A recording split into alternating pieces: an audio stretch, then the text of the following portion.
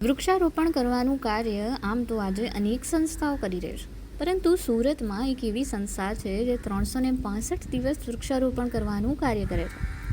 જાણવા જેવી બાબત તો એ છે કે આ ગ્રુપમાં બાળકોથી લઈને યુવા, વૃદ્ધ અને મહિલા સહિતના સભ્યો છે અને તેમની સવાર વૃક્ષારોપણ કર્યા બાદ જ થાય છે. કેવી રીતે આ કાર્ય થાય છે, આવો જાણીએ. સુરતના વરાછા વિસ્તારમાં 300 સભ્યોનું એક ગ્રુપ છે જેમનું નામ ગ્રીન આર્મી ચેરિટેબલ ટ્રસ્ટ છે, જેમના દ્વારા શહેરને શુદ્ધ ઓક્સિજન મળે તે માટે વૃક્ષોનું વાવેતર કરી લોકોને જાગૃત કરવાના પ્રયત્ન કરવામાં આવી રહ્યા છે. એટલું જ નહીં, આ ગ્રુપના સભ્યો દ્વારા અત્યાર સુધીમાં 1 લાખથી વધુ વૃક્ષો લગાડવામાં આવ્યા છે. માત્ર વૃક્ષો લગાડવાની જ નહીં, પરંતુ તેમની સાર સંભાળ એટલે કે માવજત કરવાની જવાબદારી પણ આ ગ્રુપના નાના બાળકથી લઈને વૃદ્ધ સુધીના સભ્યો કરી રહ્યા છે. સામાન્ય રીતે લોકો છોડ લગાવતા હોય છે, પરંતુ અનેકવાર કોઈકને કોઈ કારણસર છોડ વૃક્ષમાં પરિણમતા નથી.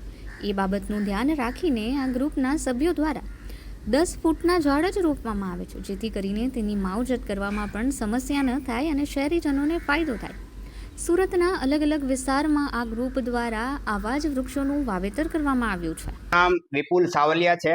તો સુરતની અંદર દરેક વિસ્તારમાં જ્યાં જ્યાં જગ્યા મળે ત્યાં આવા મોટા વૃક્ષો લગાવવાનું કામ ગ્રીન આર્મી કરી રહી છે. આ મોટા વૃક્ષો ગ્રીન આર્મી કેવી રીતે લાવે છે અને કેવી રીતે લગાવે છે એ પણ તમને વાત કરું તો ગ્રીન આર્મી આંધ્રપ્રદેશથી મોટા પાયે એટલે કે એક ટ્રક ભરીને મંગાવે છે અને એ ઝાડ જેમ કે વટલા, પીપળા, ઉમરા આવા મોટા ઝાડ લાવે છે અને 10 થી 12 ફૂટ હાઇટના લાવે છે, જેની માવજત 2 વર્ષ ઓછી કરવી પડે.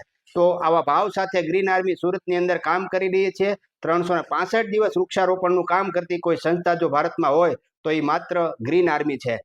આપે શુભ અશુભ પ્રસંગે ધૂન કરી લોકોને મદદ કરતા ગ્રુપ વિશે તો ચોક્કસથી સાંભળ્યું હશે, પરંતુ આ ગ્રુપ શુભ અશુભ પ્રસંગે નિઃશુલ્ક વૃક્ષારોપણ કરે છે, જેથી કરીને ભાવિ પેઢીને ગ્લોબલ વોર્મિંગને કારણે થનારી સમસ્યા તેમજ ઓક્સિજનની અછત જેવી સમસ્યાઓનો સામનો કરવામાં સરળતા રહે. ગ્રુપની અન્ય વિશેષતા એ છે કે તેમના દ્વારા માત્ર નેટિવ વૃક્ષો જ એમ કે વડ, પીપળો, ઉમરો, આસોપાલવ જેવા જ લગાડવામાં આવે છે, જે અન્ય વૃક્ષોની સરખામણીમાં 20 થી 22 કલાક જેટલો ઓક્સિજન આપે છે.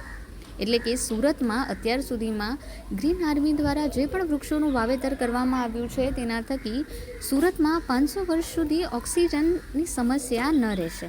વાત કરું આ સંસ્થાની સ્થાપના, તો સંસ્થાની સ્થાપના છે ને તુલસી દાદા, હીરા દાદા અને 2-5 મિત્રોએ મળી અને આ ગ્રુપની સ્થાપના કરી. જે વડીલો એમાં કામ કરે છે, યુવાનો કામ કરે છે, બાળકો કામ કરે છે, બહેનો કામ કરે છે. આવું એક યુનિક ગ્રુપ છે અને સરસ રીતે જ્યારે વહેલી સવારે લોકો સૂતા હોય ત્યારે 365 દિવસ વૃક્ષારોપણ કરવાનું કામ કરે છે. જેમ કે સવારે 5 વાગ્યાનો 5:30નો ટાઈમ હોય છે અને 7:30 સુધીમાં લોકો ગાઢ નિદ્રામાં સૂતા હોય ત્યારે ગ્રીન આર્મી વૃક્ષો લગાવી અને પોતપોતાના કામ ધંધે જતા રહે છે. અને આજે આજ સુધીમાં ટોટલ ગ્રીન આર્મી દ્વારા સુરતની અંદર 1 લાખથી વધારે વૃક્ષો, આવા મોટા વૃક્ષો જ્યાં પક્ષીઓ રહી શકે, જ્યાં પક્ષીઓ પોતાનો ખોરાક લઈ શકે, નાના નાના જીવજંતુઓ ત્યાં રહી શકે, આવા ભાવ સાથે અને પૂરી શ્રદ્ધા સાથે આ સેવા યજ્ઞ સુરતની અંદર ગ્રીન આર્મી ચેરિટેબલ ટ્રસ્ટ ચલાવી રહ્યું છે.